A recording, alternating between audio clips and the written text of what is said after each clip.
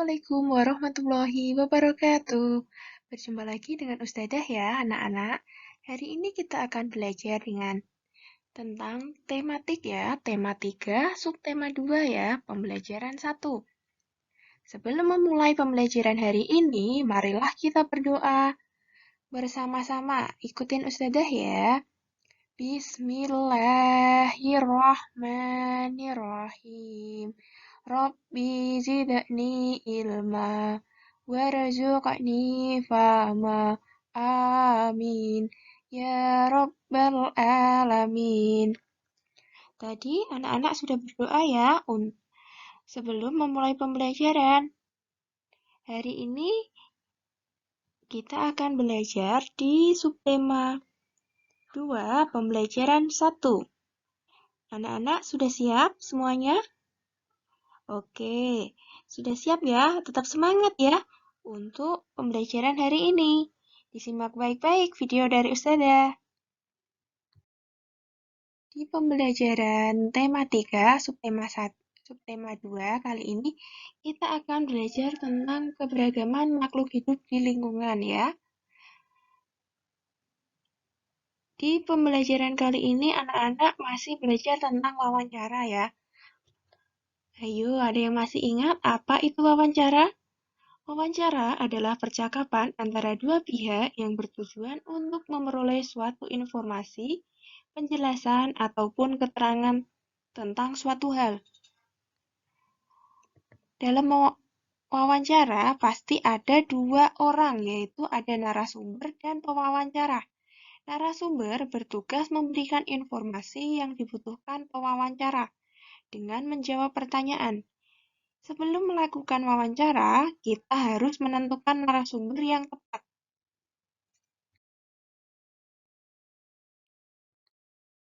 Narasumber yang kita wawancarai sebaiknya memenuhi beberapa syarat sebagai berikut.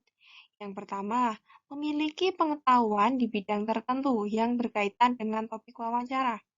Yang kedua, memiliki keahlian tertentu dalam suatu bidang yang terkait dengan topik. Yang ketiga, mengalami atau terlibat dalam peristiwa yang berkaitan dengan topik. Misalnya, anak-anak ingin mewawancarai peternak ayam broiler.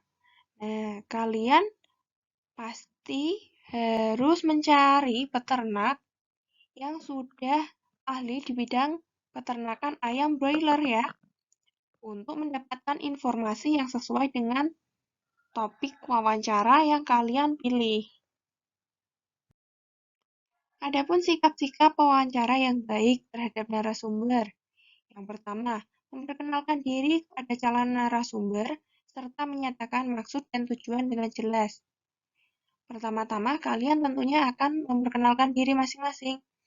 Assalamualaikum, Bapak, Ibu. Perkenalkan, saya Rahel. Saya hendak meminta waktunya untuk mewawancarai Bapak atau Ibu mengenai budidaya tanaman hias. Yang kedua, meminta kesediaan seseorang untuk menjadi narasumber dengan bahasa yang santun.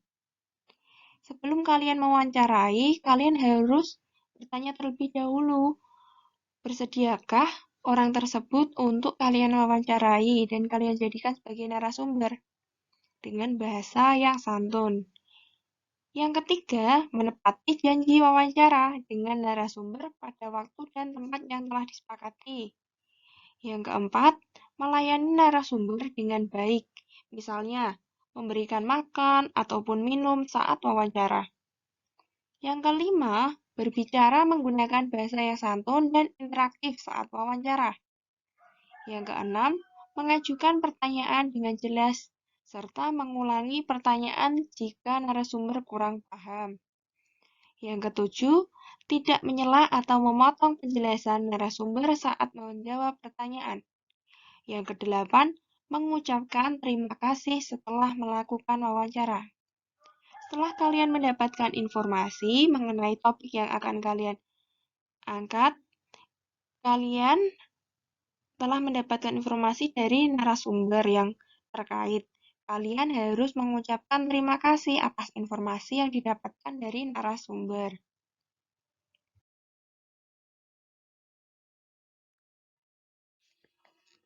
Di pembelajaran kali ini, anak-anak juga mempelajari tentang bagaimana cara melestarikan sumber daya alam. Sumber daya alam, salah satunya adalah sumber daya alam berupa hewan ya, keanekaragaman hewan di Indonesia. Di Indonesia memiliki banyak sekali sumber daya alam ya. Ada sumber daya alam hewan dan tumbuhan. Yang hewan, Ustazah berikan contoh, ada burung cendrawasih. Ada yang pernah lihat burung cendrawasih? Nah, ini ya burung cendrawasih.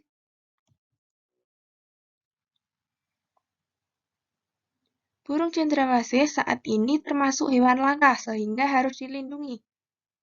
Mari kita ikut serta melestarikan burung cendrawasih dengan cara tidak memperjualbelikannya, tidak memelihara burung cendrawasih, perorangan ataupun dengan kelompok, tidak merusak habitat aslinya di hutan.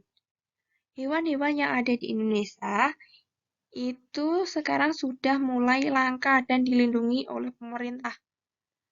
Bukan hanya burung cendrawasih, ada badak bercula satu, ada komodo, ada anoa, ada harimau Sumatera, dan banyak hewan lain lagi yang ada di Indonesia yang sekarang mulai langka karena kegiatan manusia yang merusak lingkungan.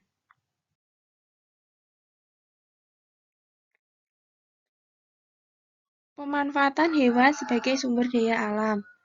Melimpahnya sumber daya alam di Indonesia, salah satunya yaitu hewan dan tumbuhan seringkali dimanfaatkan oleh manusia. Hewan banyak dimanfaatkan sebagai bahan makanan, bahan obat-obatan, dan dimanfaatkan sebagai diambil tenaganya oleh manusia. Contoh pemanfaatan hewan oleh manusia antara lain, yang pertama ada ayam. Ayam dimanfaatkan untuk diambil telur dan dagingnya. Telur dikonsumsi, dagingnya pun dikonsumsi ya oleh manusia. Ada kerbau dan sapi, dimanfaatkan untuk diambil dagingnya dan tenaganya untuk membajak sawah. Namun sekarang sudah mulai jarang ya petani yang membajak sawah menggunakan sapi ataupun kerbau. Sekarang sudah digantikan dengan mesin traktor ya. Yang ketiga ada ikan koi, kucing dan kelinci dimanfaatkan untuk hewan peliharaan. Yuk anak-anak di rumah punya hewan peliharaan apa? Ayo. Ada yang punya ikan, kucing, kelinci atau bahkan punya iguana. Hewan juga berperan dalam menjaga keseimbangan alam. Ular memakan tikus, sehingga jumlah tikus di sawah tidak berlebihan. Oleh karena itu, tanaman padi tidak habis dimakan tikus, sehingga petani dapat memanen padi. Sumber daya alam di Indonesia, yaitu salah satunya berupa keanekaragaman hewan, selain bermanfaat bagi manusia, juga dapat menjaga keseimbangan alam. Seperti halnya ular dan tikus ya. Ular memakan tikus. Tikus yang jumlahnya berlebih akan dimakan ular. Kalau jumlah tikus berlebih, Pak Tani akan gagal panen karena padi-padinya dimakan oleh tikus. Maka dari itu, jumlah ular dan tikus pun harus seimbang agar terjadi keseimbangan alam, yaitu rantai makanan yang teratur ya, yang sama jumlah setiap spesiesnya.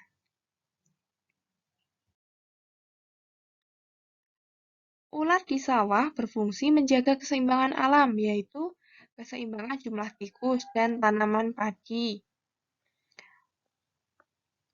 Karena ular itu membantu memakan tikus ya. Ular merupakan musuh biologis dari tikus.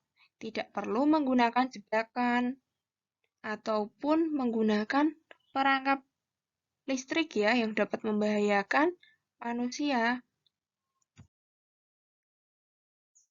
Akibat jika keseimbangan alam tidak terjaga. Sebagai contoh, ular sawah yang musnah atau hilang dari sawah, tikus pun menjadi hama yang berlebihan memakan padi karena tidak ada pemangsa alaminya atau musuh biologisnya. Jumlah tikus akan semakin banyak. Akibatnya, tanaman padi akan habis dimakan tikus. Bagaimana cara menjaga keseimbangan alam? Yang pertama, tidak memanfaatkan hewan secara berlebihan. Hal ini mengakibatkan hewan tersebut menjadi langka ataupun punah. Yang kedua, menjaga habitat atau tempat hidup hewan. Yang ketiga, tidak membeli barang yang berasal dari bagian tubuh hewan langka. Anak-anak hari ini sudah belajar tentang banyak hal ya. Yang pertama, mengenai sikap ketika mewawancarai narasumber. Yang kedua, tentang pelestarian sumber daya alam, salah satunya yaitu hewan langka ya. Yang ketiga, tentang pemanfaatan hewan oleh manusia.